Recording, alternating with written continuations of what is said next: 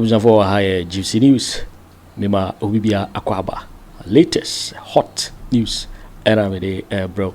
Now answer and something in Abebano. So we subscribe ya bomodi and say over subscribe to channel. Now I like video don't give us a thumbs up. Now fi share my wofufro so now when you be here. Now we and somewhere koso ewo Ghana memoir. Afi ye share a year and somewhere abeto yapono so. Yeti a yes I report here about to the answer me muma inti. Me no me sabi eya bunyi chamber ni free so na yam kwen o hwa ye dey dabi me pia se maka dia sa na o ka na say efe wo hwe ye say efe the new look answer na me hu se Bawumia ne anchia eyi what the hwade ne ye ba o me ba cho mo hwe video yi ma me Ghana for obi an hwe ne ye ba mo hwe video ni ye pa pay attention to the video oh Bawumia na me ne di nkomo na okay so don't say man Commander nyabotre me na me bo me video nyabotre okay what am I share Samira answer okay wanje obi a okay commander all right enti we ya nra Legon stadium na ho no ane ya papa ya de nyina apostle Kojo Safo Kantanka ne 40th day na wo mu edi no oda ne benkum so no enra na edaduanan enti akamemu yesi edi na edaduanan enti enra omu di na edaduanan na commander ne nkofo ko commander yeah adana former second lady wo wanya attempt so obechia minim asa nkofo kasa wanchia ba wo na kasa kra no wanya attempt so person ode won satu ni nsayem because I saw you with Bawumia wo shaking no continuously adana do Samira so wanchia no me a politician and not just a politician I'm also a tactician you know maybe drew baby within seconds no make you scan the environment ahun say yes it so on it but trena one training za no asechere wo ho Kyeremase asechere ni say ya ka kire ni say man hiem baby anchia mi nsem da wan da ka kire Samira no onim nipa odini free bani ba ya o ka sa me kire no etimi no meme ya we wan say ma nya attempt say me training sa okay I'm aware enti ma nya attempt say me training sa okay etira me kasa me say second lady how are you what you so oh I'm doing well mo share video no me kasa bibie ma no kasa e oje so e no oje so oje so but who man tremensa because I knew say ye chia bana no share that fa book say wo obi ah because me hu na ma hu say wakai say yes ye ka kire no etimi so no me nya attempt say me kwa kwachi awo oje ase ya di tira me bie ma no wo de hwe video ni ye pa me say how are you o man it so got so I'm good ana bitwamu omo maka ina meche omo number 2 Boniface na ne di mechi Samira ntia Boniface okay YB Boabia Samuel ne to aso wanchia yenkofo ni na one lady bia na wodi akire pa odru ba me ho no ka chen se me oye delegate ana Bawumia se oh ana ya bra be hu me wono pe ana Bawumia yireche ano saga no pe sa eti the moment I watch United Party na popo bi ase no so na suba we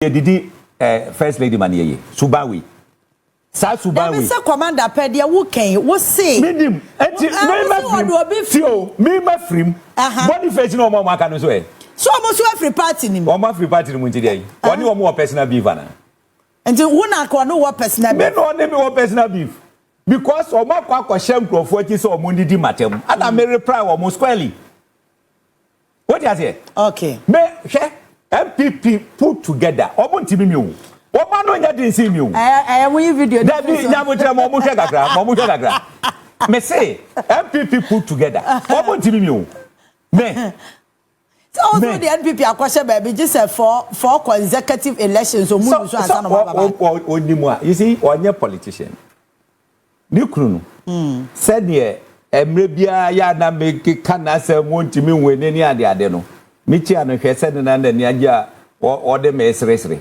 that is a politician what does it fancy comedy me odi me ni me ratempa o mo che no ana me frɛ ho se ono susu mbe case atia no Ana Moses Abo efre bi ne me kasa ya na mejaye. Moses Abo so bibia wo hu. Edra wo hu mi anu Jim Ricardo baye. Oh, what say? This is fancy comedy ana me chia no me so ho tisɛn. Man kase wadi matem ti on free ho ana se bibisa. Me je no so kama. Aba de free ho. Be a politician. Understand certain things. What you say? Now what person who be the first lady in this country? Na usubania.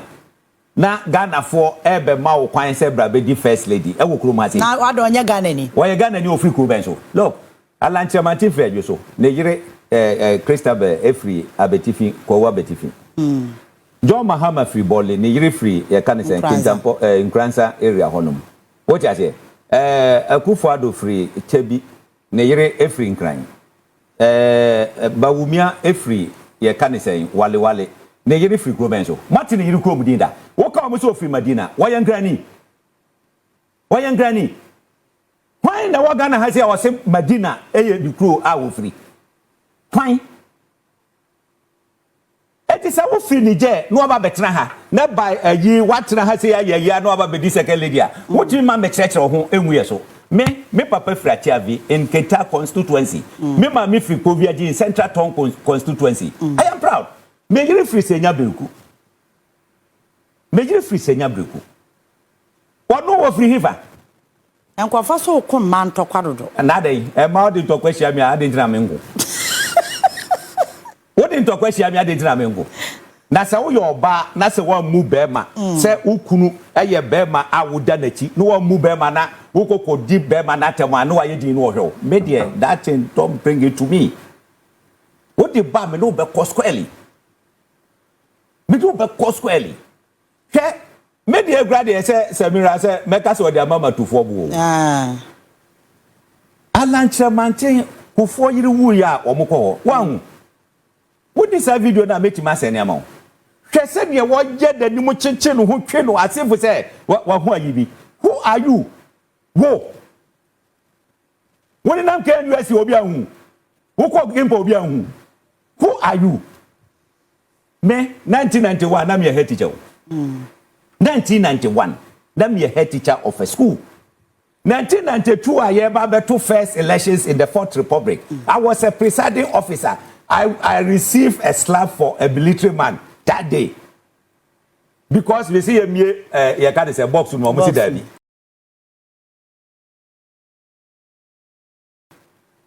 What's that now whatever?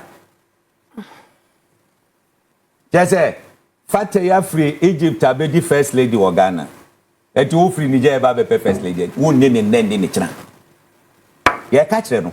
Se sasubawi wo ne china. Na me no I am ready. What they say the next public event e be share wo dem bohu. Oh. Wo dem bohu. There be say one kasa one watch the mama ati ase say. Me say spiritually the next no spiritually no eni so chia until no one chia. So let it end there. It will not end. Oh. It will not end. Oh man, end this thing. That's any politics in there. There be say anya by force section. You see, yeah. O jan TV ya say. Me there be men say because me dem me wona me say man chia me a. Me a political strategist. Me I will be their focus all the time. On social media there. Oh, and baby, who's that? And their strategy. Na na musunya hops in the boy. Me you o mo attention freedom mama mamu sukra. Because me video now. Why mo kra wan make attempt to stop person chia no. It means why mo what tia say eni so chia o. Ti na wo so won chia no. Enti usia no public event asia menchia no men kwankwacha no na me se modem bohu the disrespect I'll give her what dey yabotre I am saying me means road na make am asemu what dey say you ba won sorry free one me advise say obuja announcement say Akufo Addo ba na ngaje Boniface mumienko ani sorry ani okoye and now person behu na na I have said it to myself from 2023 now me you quite yes me dia ni mu no mo ya ye duru hodo ma na ma back up be se mu nkonko chiabra o mu chiaba ni ato aso timiti so ba na me se enko me mfa se munsi ojo ma ne meto ho why attempted to greet me greet him and me person me show that respect disrespect to him et say me free ho be there no eye personal.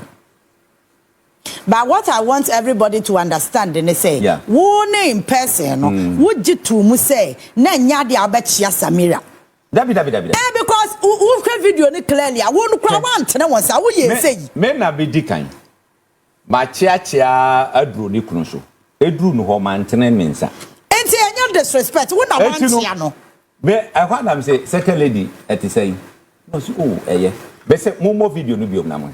Make say etrasa won what ya say won pesa wo be chia no that's why one attempt yeah MPP for no year no and me say the next say you know omo be hu the total disrespect and say ya chita for na nyo no say ba mi ase ma omo fa omo phone kone so enfa hu bra what that oh Samira has made my day what I say mo down watch the video well. Esru se ma chia me say no o se won chia me esru no o ja se na ntena me nsa de die ma no chia no oje so me se sabo video no bi anhwe me die ma no e de chia no oje so what is it na ne de ntena ne ko me ne no nko e ho na se me ne no ko say ya wudi ni je nyina ba mu me de den onni na nya beef anu no na de ni je ma mu say NDC for say me free Togo me ni problem me ko mi kromo I don't need passport ayi Samira ko ni kromo nya passport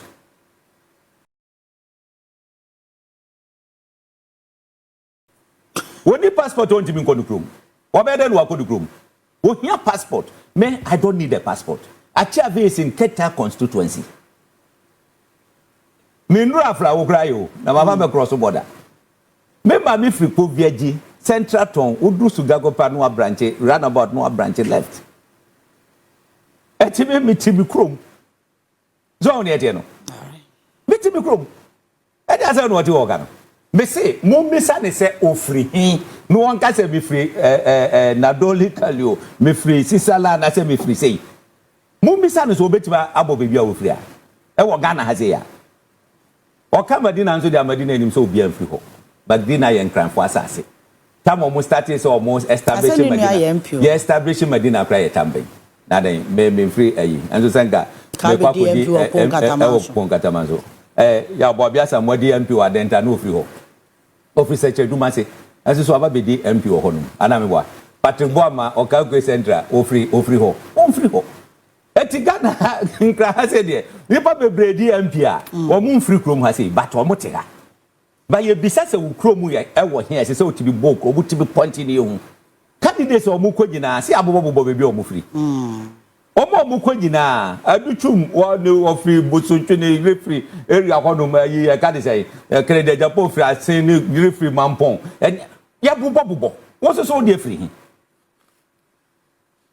Bawumia ofri hin e wo Ghana ha sei ke every before we ani mo be corner level papa e dey say abuti ho Ghana me say I will be the center of attraction going 2028 that one who say yes no go ye all right enti beef na asha asie na enkofo pemu nchirebu no commander chirim commander also okofa obi free Benin ti nipa no achere nti a spiritual issue Semeti asia ana commander nyesa metewase a spiritual issue ana a spiritual issue some media me ni problem ana makacho say me metia no oje so man shake ni hand but metia no manage na wo ye de na wo say ni sa wo chia ni nsam ti a wa antene wo say na den na me yeti asia semeti apa yeah opa make any move about me the next day me fro wakacho me try me so dey try I go try and see something who dey try hey opa kokko fo obi afiri hifa nkoko bi kwati sam go free e ka dey say Ethiopia be go kroma me try TV so guy Asamo me try TV so guy all right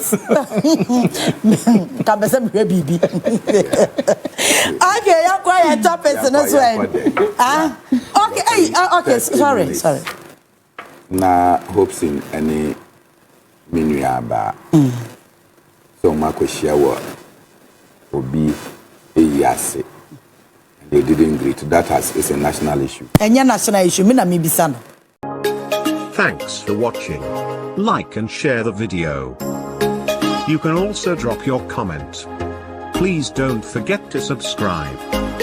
Click on the bell to turn on the notification.